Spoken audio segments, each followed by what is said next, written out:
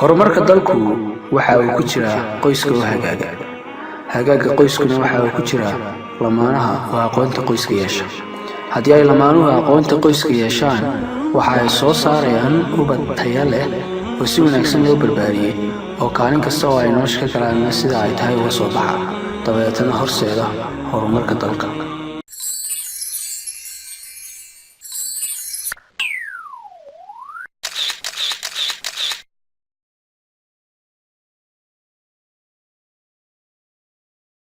qoysas badan oo Soomaaliyeed waxa ay ka dhigan yihiin si garoon kubadeed oo kale. Garoonka waxa ka ciyaaraya laba ciyaartoy oo kala ah wiilka iyo gabadha isqaba. Labada ciyaartoy mid walba waxa uu wataa taageerayaashiisa. Ninka taageerayaashiisa waxa weeye asxaabtiisa iyo tulkiisa, gabadhana taageerayaasheedu waxa weeyaan asxaabteeda iyo tulkeeda. Mid walba kale waa uu dhiirigelinaya. Taageerayaashu ninka waxay ku dhiirigelinayaan war gabadha iska caburi, madaxa kaga taagno, yaani ku kibrin dabeecadaha yaani baran. Habeenba xilliga aad doonto soo hoyo si aan dabeecadaha ka baran. Meher yar si gabadha si hadhow marka aad furayso aad wax yar u siiso aan waxba kaaga faa'iido. Sidoo kale gabadha waxa lagu dhiirigeliyaa hadallo inta la mid ah na haystilcinin isku adkay ninka dhaqaalaha ka burburisa aan gabadh laad kula guursanin kaba kuleel qaadsi iyo meher badan ka qaad ninka si hadhow marka uu ku furo aad meherad uga furto ama aad lacag badan uga faa'iido. Nolosha qoyska Soomaaliyeed badankoodu waxa uu ku saleysan yahay warwar, dabakaroor iyo baqdin laga baqaayo furin. Halkii ay ahayd nolosha qoysku inay noqoto xasilooni, nabad iyo kalgacal iyo naxariis sida Ilaahay Quraankiisa ku sheegay ayaa waxay noqotay taa cagsigeeda. Haddaba sababtu waa maxay? Sababuhu waa ay badan yihiin, laakiin mid kamid ah waxyaabaha ugu waaweyn ee sababta u noqday in lamaano badan oo Soomaaliyeed ay ku jiraan baaxadig iyo xasilooni darro waxa weeyaan maamaha Soomaaliyeed ee khalad fahanka ku salaysan ee sabab u noqdo had iyo goor inay curiyaan colaad ka dhex abuuranta lamaanaha iyo burburka qoyska. Halkii ahayd inay tixraac ka dhigtaan ama ay daliishadaan aayadii xadiis la xiriira arrimaha qoyska ayaa waxay soo daliishanayaan hadallo liitay iyo mahmaahyo tiro badan oo sabab u noqdo burburka qoyska, taas oo kalifta inay lamaanuhu si qalafsan iyo adeegnimo iskula dhaqmaan waliba iyagoo u haysta in ay wax wanaagsan. Waa mahmaahyo tiro badan oo ku salaysan waayo aragnimadii naga horeeyay oo ka turjumaysa hab nololeedkoodii oo ahaa mid qalafsan, jahli badan ka muuqdo oo aan aqoonta diintana ka dhisnayn ama aan diinta aqoon badan u lahayn. Waayo waxa jira mahmaahyo tiro badan oo la adeegsado oo ka soo horjeeda marnaba diinta. Way jiraan mahmaahyo tiro badan oo saxsan oo ka turjumaya nolosheena, balse waxa iyaguna jira mahmaahyo tiro badan oo la xiriira arrimaha qoyska oo sabab u noqdo burburka iyo burburinta nolosha qoyska. Waxa taa ka sii daran had iyo goor lamaanaha iyo bulshadeen waxa ay ku madax adeegaan mahmaaha iyaga iyagoo aaminsan in aanay jirinba mahmaah Soomaaliyeed oo khaldan, iyagoo daliishanaya, iyagoo ku adkaysanaya, iyagoo had iyo goor si joogto ah u xojeysanaya. Haddaba mahmaahaas waa ay tiro badan yihiin, balse waxaanu ka soo qaadan doonaa inta waqtigu inoo saamaxo. Waxaanu isku dayi doonaa inaynu midmid u falanqeyno. mid ka mid ah mahmaahaha bulshada dhex wareegay ee la adeegsado waxaa ka mid ah gabadh been ku soo xirigalay runna ku dhaq. Maamaadan iyada ah waa maamaha runtii ka soo horjeeda waxyaabaha qoyska loo aasaaso. Nolosha qoyska waxa ay ku salaysan tahay kalsooni. Kalsoonidana waxa ay ku timaadaa run. Balse haddii la dhaho nolosha qoyska been ha lagu dhiso, taas micnaheedu waxa weeye seeskii nolosha qoyska ayaa lagu dhisayaa wax xun, deetana gurigaasu waxa uu noqonayaa guri duma ama haddii kale u ekaada guri dibsa. Sidoo kale in been la isku sheegaa waxay ka soo horjeedaa diinteena suuban. Diinteena meel adag ay ka istaagtay beenta waana xaaraantinimo. mid ka mid ah iyadana mahmaaha had iyo goor ay bulshadu adeegsataa waxa weeye nin iyo naagti colna maaha nabadna maaha. Waa mahmaah had iyo goor si joogta loo adeegsado loona daliishado. Waxa laga yaabaa waagii ay mahmaahadan soo baxaysay in ay lamaanuhu ku sugnaayeen marxalad u dhaxaysa col iyo nabad, balse marka diinteena Islaamka la eegayo nolosha qoyska looguma talagelin marnaba in ay noqoto mid u dhaxaysa col iyo nabad. Ilaahay wuxuu ugu talagalay nolosha qoyska in iska helaan xasilooni iyo deganaansho. Waxa uu Quraankiisa ku leeyahay aayad micnaheedu tahay Ilaahay calaamadihiisa waaweyn ayaaba ay ka mid tahay in uu ka abuuray laba dhadig si aad ugu xasishaan deetana uu kalgacal iyo naxariis u yimaado. Sidee markaa macquul u tahay lamaane u dhaxeeya col iyo nabad in ay isku xasilaan? mid labaad mahmaahadan marka dhinaca kale laga eego waxa ay kobcinaysaa in had iyo goor ay lamaanuhu iskhilaafaan, in had iyo goor si joogto ah isku haystaan, deetana ay had iyo goor si joogto ah u daliishadaan nin naagti colna maaha nabadna maaha. Nolosha qoyska waxaa loogu talagalay in ay ruuxda midowdo, in labada ruuxood ee labada qof ee kala duwan ay midowdo oo ay mid isku noqoto. Haddii la dhaho nin naagti colna maaha nabadna maaha, taasi suuragal ma noqonayso. Sidee ay macquul u tahay in ay nin naagti u dhaxeeyaan marxalad u dhaxaysa col iyo nabad? Isagoo Nabiga sallallahu alayhi wasallam xadiis micnihiisu ahaa raggu waa walaalaha dumarka, raggu waa qaybta kale ee dumarka dhamaystiran. Isagoo Nabiga sallallahu alayhi wasallam xadiis micnihiisu ahaa dumarku waa qaybta kale ee ragga, dumarku waa qaybta kale ee dhamaystiraysa ragga.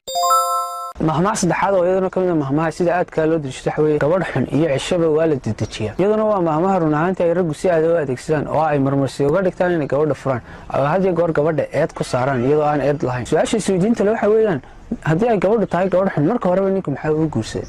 su-aasha kale kasii mudan in la isweydiiya waxa weeyaan asal ahaan ma gabadha ayaa xun mise had iyo goor gabadhu waxa ay la dabeecad tahay ninka oo waxa ay noqotaa muraayada kolba ninku sida ugu dhaqmo. nabigu wuxuu yidhi sallallahu calayhi wasallam xadiis micnihiisu yahay dumarka idinka mas-uulka. sidoo kale nabigu wuxuu yidhi sallallahu calayhi wasallam xadiis kale oo micnihiisu yahay dumarku had iyo goor waxa ay yeeshaan habdhaqanka uu ninkoodu leeyahay. sidoo kale nabigu wuxuu yidhi sallallahu calayhi wasallam xadiis kale oo micnihiisu yahay dumarka ma wanaajiyo nin wanaagsan mooyaane mana xumeeyo nin xun mooyaane.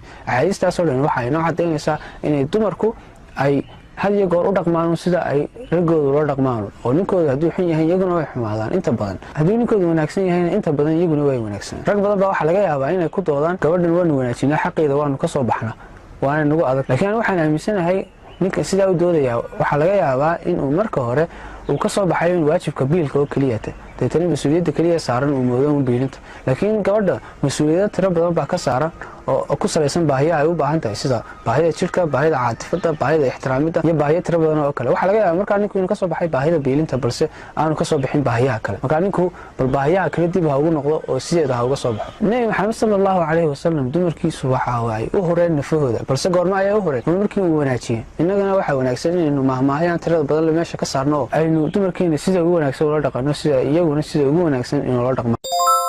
sida oo kale mid ka mid ah mahmaayaha sida aadkaa loo adeegsado ee run ahaantii marka qaarkood aad la yaabaysa waxa weeyaan 3 naagood reerkoodu ma dhismo: naag aftahanada, naag deeqsiyad ah iyo naag geesiyad ah. naagta aftahanada ahi ninka hadalka way ku soo xirxiraysaa oo dhinac walba way ka soo dhigaysaa deetana had iyo goor waa ay ka gareeraysaa deetana ninka waxay ku kalifaysaa in uu furo. naagta deeqsiyada ahina hantida yar guriga soo gashay waxay yiraahdaan gibigeeda oo ay bixinaysaa. naagta geesiyada ahina waxay yiraahdaan ninka ayaa ay had iyo goor ku booyaysaa marka ay sir khilaafaan deetana waxaa laga yaabaa inay disho. run ahaantii waa mahmaah aan caqli gal ahayn oo aad moodo in ay maskaxdeena ku ciyaarayso. tilmaamaha wanaagsan waa mid ka mid ah waxyaabaha qofka lagu xisho.